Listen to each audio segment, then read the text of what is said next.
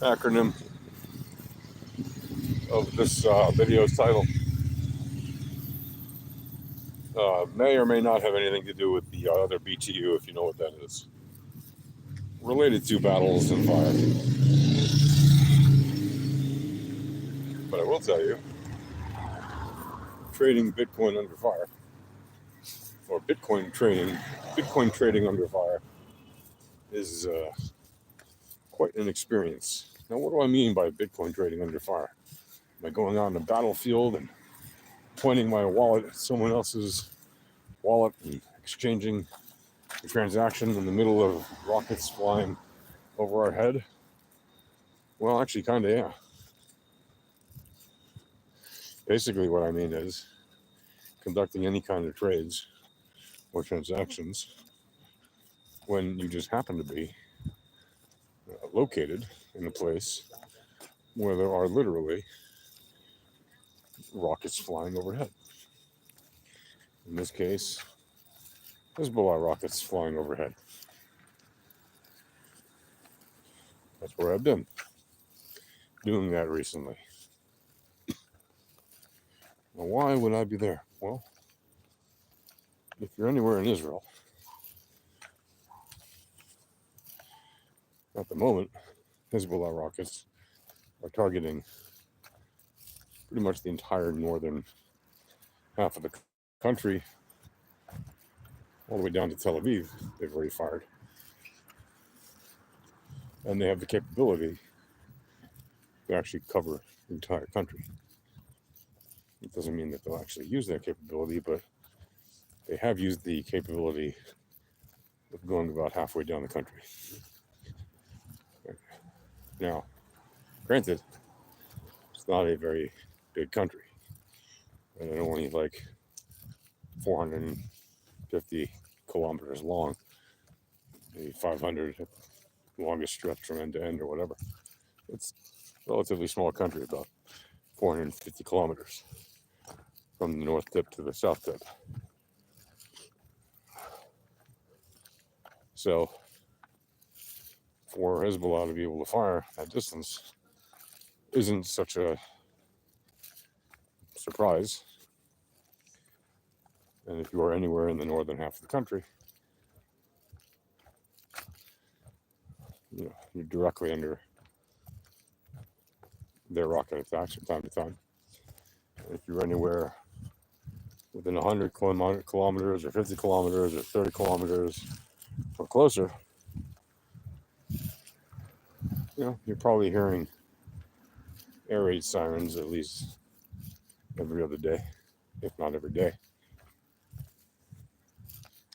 And you're supposed to take shelter every day, whenever you hear those locally. And people generally do.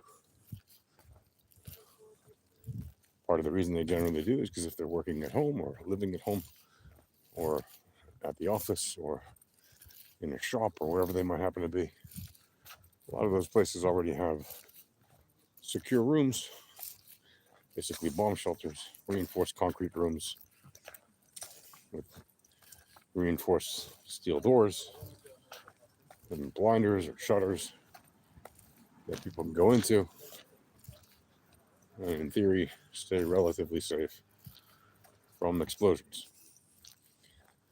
Now, of course, nothing is perfect, right? In that world, lots of terrible things happen. Mistakes happen all the time, and other bad things happen. Generally speaking, as long as people do what they're supposed to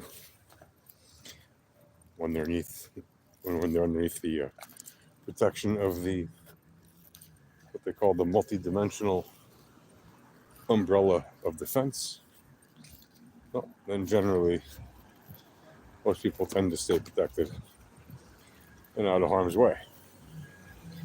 But that doesn't mean that people still don't get hurt, right? Because you're walking out and about and you're nowhere near shelter, or even if you're in a home might not have one, a proper bomb shelter, and the nearest proper bomb shelter might be more than a minute or two away from you, even if you run there. Because not every single house or apartment has those if they're, if they just don't have one, right? Not everyone has added those. Now, new buildings, since many years already have them, and many older buildings even have added them and continue to add them. But there's still plenty of places that don't have them. There's still plenty of schools where they don't have them to the satisfaction of for every student. There's still plenty of other public buildings, places that don't have them. And even when they do, if you look at places like what happened in the Druze city of Majd al-Shams a couple months ago, the Hezbollah murdered 12 little kids playing soccer on a Saturday night in a soccer field there. There was literally a bomb shelter right there at the edge of the soccer field. Right there. And had the siren gone off an extra 10 or 20 seconds before, they would have pretty much all been okay. But because they live really close to the border, there was no time, or not enough time. And by the time the sirens went off, it was too late. And those bombs exploded on those kids, killing them. And it was intentional. Right? Now, I'm not trying to make this a political video. I'm just saying there's a lot of stress going on in any person's head when they're trading, let alone when they're trading under fire. So how do you manage it? What can be done? Well, one thing to do is to first of all trade low time frames. Okay? And don't leave positions open when you go away from your desk, because you might be away for 10 minutes, 20 minutes, a half hour, an hour, a day. You don't know. How can you avoid that? What if you have to jump off your desk immediately because of an air raid siren? So you have two options.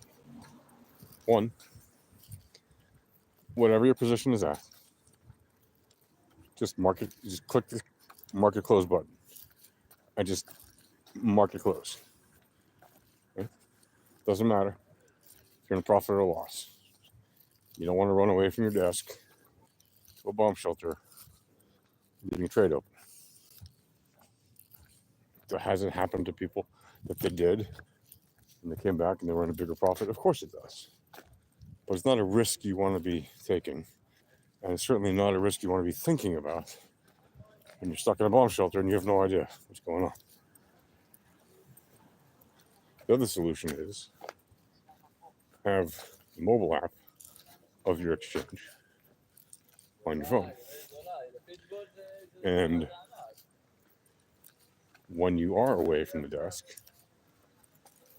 make sure that your mobile app can connect to that exchange. You're logged in.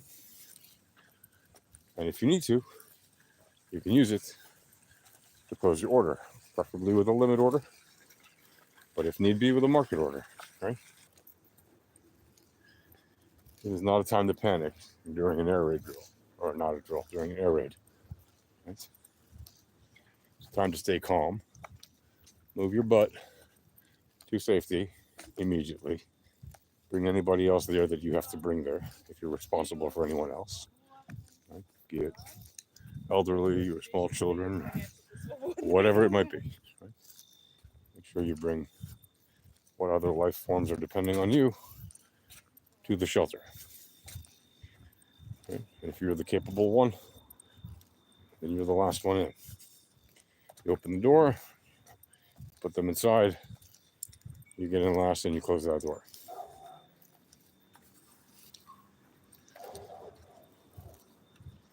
And same when you go out. Right? The first one out, make sure everyone else can come outside safely. You check for the clear path before you go anywhere, right? And then you go.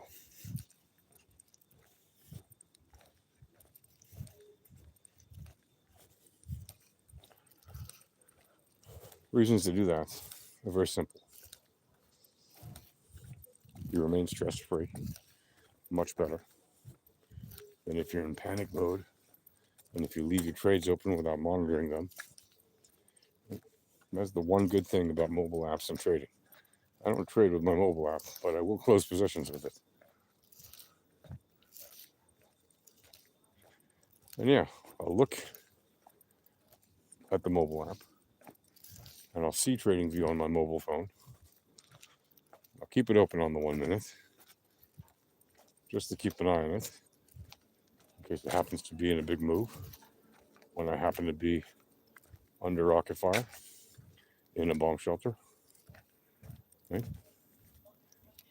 But you can bet that I'm going to be very fast to close the move and not try to act as if I have the benefit of multiple big screens in front of me if I'm stuck in some bomb shelter where I don't happen to have that, right?